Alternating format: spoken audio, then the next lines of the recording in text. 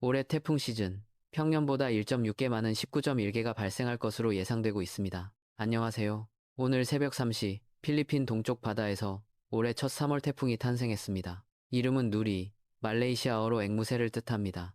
1월에 1호, 2월에 2호, 3월에 3호, 매달 한 개씩 멈추지 않고 태풍이 발생하고 있습니다. 작년에 태풍 1호가 처음 생긴 날이 6월 11일이었습니다. 올해는 그보다 정확히 3개월 빠릅니다. 그렇다면 올여름, 우리나라에는 몇 개의 태풍이 올까요? 지금 보이는 이 데이터가 여름 태풍 시즌을 예고하는 신호인지 마지막에 정확히 말씀드리겠습니다. 1분 30초에 1951년 이후 3월 태풍 발생 통계와 올해 비교 수치가 나옵니다. 놓치지 마세요. 오늘 드릴 내용입니다. 먼저 태풍 누리의 현황과 소멸 전망, 올봄 기압 배치의 구조, 2026 태풍 시즌 전망 수치, 과거 강력 태풍 사례 비교, 생활 안전 조언, 그리고 올여름 태풍이 우리나라에 얼마나 올지 정답도 드리겠습니다. 지금 사시는 지역을 댓글에 남겨주시면 태풍 시즌 때 그 지역을 더 자세히 다루겠습니다. 오늘 3월 11일 기압 배치부터 짚고 넘어가겠습니다. 지금 한반도 주변 일기도에는 고기압과 저기압이 줄지어 늘어서 있습니다. 시베리아 고기압이 봄이 되면서 작게 쪼개져 이동성 고기압이 됩니다. 이 이동성 고기압은 규모가 작고 가볍기 때문에 빠르게 지나갑니다. 그 틈을 저기압이 치고 들어옵니다. 고기압과 저기압이 교대로 지나가는 전형적인 봄철 샌드위치 기압 배치입니다. 이 구조 때문에 봄 날씨는 하루가 다르게 바뀝니다. 어제 따뜻했다고 오늘도 따뜻하리라는 보장이 없습니다. 이런 기압 배치 속에서 왜 태풍이 발생하고 있는 걸까요? 태풍은 해면 수온이 26.5도 이상인 곳에서 발생하고 발달합니다. 현재 누리가 위치한 필리핀 동쪽 해역의 수온은 28도에서 29도입니다. 그 기준을 충분히 넘습니다. 그러나 조금만 북쪽으로 올라오면 수온이 26.5도 이하로 내려갑니다. 태풍 스스로 에너지를 끊어내는 구조입니다. 누리는 3월 13일 3시에 열대 저기압으로 약화될 것으로 예상됩니다. 한반도 직접 영향은 없습니다. 1951년 이후 통계입니다. 지금부터가 오늘 영상의 핵심입니다. 1월에서 3월은 북반구 전체에서 태풍이 가장 적게 발생하는 시기입니다. 이 세 달 동안 평년 태풍 발생 수는 각각 0.3개입니다. 세 달을 합쳐야 겨우 1개가 발생하는 셈입니다. 그런데 올해는 세 달에 걸쳐 각각 1개씩 총 3개가 발생했습니다. 평년의 3.3배입니다. 1951년 기상통계가 작성된 이래 이 시기에 이 속도로 태풍이 발생한 해는 매우 드뭅니다. 그렇다면 한반도에는 언제 태풍이 오는 걸까요? 1951년부터 현재까지 1월에서 3월 사이 한반도에 접근한 태풍은 단 하나도 없습니다. 이유는 뒤에서 설명드리겠습니다. 태풍이 한반도에 영향을 주는 시기는 주로 7월에서 9월 사이입니다. 매년 평균 1개에서 2개의 태풍이 우리나라에 직접 상륙하거나 인접 해역을 통과합니다. 잠깐 놀라운 사실 하나를 말씀드리겠습니다. 2021년 4월 태풍 제2호 수리개가 발생했습니다. 이 태풍의 중심 기압이 895헥토파스칼까지 떨어졌습니다. 4월에 태풍이 900헥토파스칼 미만의 기압을 기록한 것은 기상 관측 사상 최초였습니다. 최대 순간 풍속은 초속 85m, 시속 306km입니다.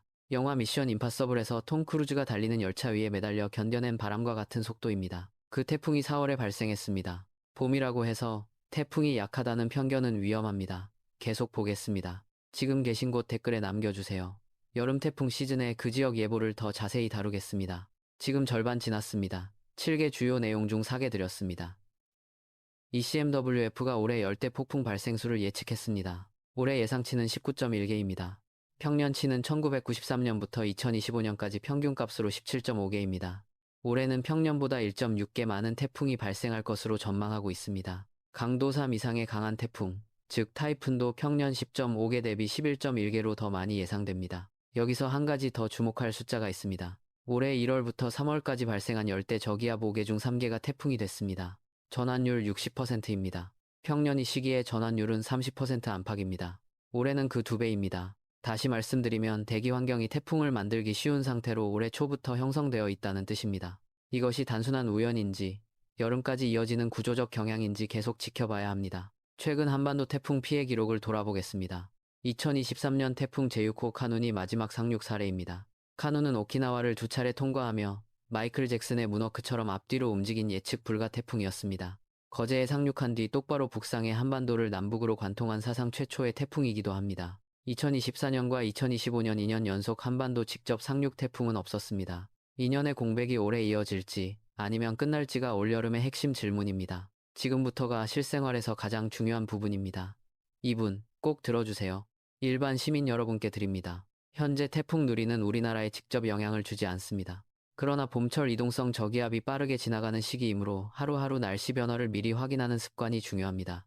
오늘처럼 기압 변화가 큰 날에는 두통이나 관절 통증을 느끼는 분들이 많습니다. 충분한 수분 섭취와 휴식을 챙기세요. 운전자 여러분께 말씀드립니다. 봄철 강풍은 예고 없이 순간 초속 15m를 넘습니다. 특히 산간도로와 해안도로, 교량 위에서 돌풍이 발생합니다. 운전 전 와이퍼 상태와 타이어 공기압을 점검하시고 강풍 예보가 있는 날에는 속도를 10% 이상 줄이세요. 농업인 여러분께 드립니다. 봄작물 파종 시기가 시작됩니다. 이동성 저기압 통과 시 갑작스러운 강풍으로 비닐하우스 피복제가 손상될 수 있습니다. 고정끈과 환기창을 오늘 안에 점검해 두시기 바랍니다. 올해 태풍 발생이 평년보다 이르다는 점을 감안해 6월 전에 태풍 대비 시설 점검을 미리 시작하시길 권장합니다. 혼자 사시는 어르신 여러분께 특별히 말씀드립니다. 아직 밤 기온이 낮습니다. 보일러 설정을 갑자기 낮추지 마세요. 기상 변화가 클 때는 가급적 외출을 줄이시고 가까운 가족이나 이웃에게 오늘 안부 연락 한 통 해주시기 바랍니다. 봄이 오고 있습니다. 이번 주말은 따뜻한 햇살이 찾아올 예정입니다. 다음 내용이 오늘 영상에서 가장 중요한 부분입니다. 처음 질문의 정답 지금 드리겠습니다. 아까 질문 기억하시나요? 이 이른 태풍 발생 페이스가 올여름 태풍 시즌을 예고하는 신호인지 솔직하게 말씀드리겠습니다. 첫 번째 사실입니다. 봄철 태풍 발생 속도와 여름 태풍 발생 수는 직접적인 비례 관계가 아닙니다. 1월에서 3월 태풍이 많다고 해서 7월에서 9월 태풍이 반드시 많아지는 것은 아닙니다. 이 두 시기의 기후 패턴은 서로 다른 대기 구조에서 만들어집니다. 두 번째, 그러나 주목해야 할 신호입니다. 올해 열대 저기압의 태풍 전환율 60%는 대기 전체의 수증기량과 해수 온도가 평년보다 높다는 것을 보여줍니다. 이 조건이 여름까지 유지된다면 태풍이 발달하기 쉬운 환경이 이어지는 셈입니다. ECMWF가 올해 19.1개 발생을 예상하는 근거가 바로 이것입니다. 다시 말씀드리면 봄철 빠른 태풍 발생은 직접 증거는 아니지만 올여름 경계를 높여야 한다는 간접 신호입니다. 지금 확정적으로 말씀드리기 어렵습니다만 저는 올여름 태풍 시즌을 평년보다 활발하게 보고 있습니다. GFS와 ECMWF 두 모델 비교입니다. GFS는 태풍 누리가 12일 밤 열대 저기압으로 소멸한다고 봅니다. ECMWF는 소멸 시점을 12일 낮으로 GFS보다 더 빠르게 예측합니다. 두 모델 모두 발달이 아닌 소멸 방향으로 일치합니다. 차이는 해수온 냉각 반응 속도를 계산하는 방식에서 나옵니다. 저는 현재 ECMWF를 기준으로 보고 있으며 내일 아침 업데이트에서 다시 확인하겠습니다. 정리합니다. 첫째, 태풍 제3호 누리가 3월 11일 3시 발생, 강도 1 약한 태풍으로 13일 안에 소멸 예정이며 한반도 직접 영향은 없습니다. 둘째, 올해 태풍 발생 페이스는 평년의 3배, ECMWF는 연간 19.1개를 예상하고 있어 올여름 태풍 시즌을 예의주시해야 합니다. 셋째, 봄철 강풍과 기압 변화에 대비해 농업인은 비닐하우스 점검, 운전자는 교량 구간 감속, 어르신은 보일러와 외출 관리를 해두시기 바랍니다. 내일 아침 7시 업데이트 올리겠습니다. 구독과 알림 부탁드립니다. 지금 계신 지역 댓글에 남겨주세요. 2년 연속 태풍 상륙을 피했던 전국 시민 여러분, 올해도 함께 미리 준비하겠습니다. 오늘도 안전하고 건강한 하루 보내시기 바랍니다.